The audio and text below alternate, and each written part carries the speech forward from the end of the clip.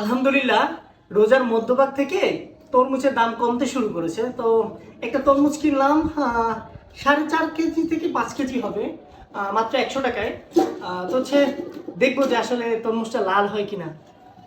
বিসমিল্লাহির রহমানির রহিম।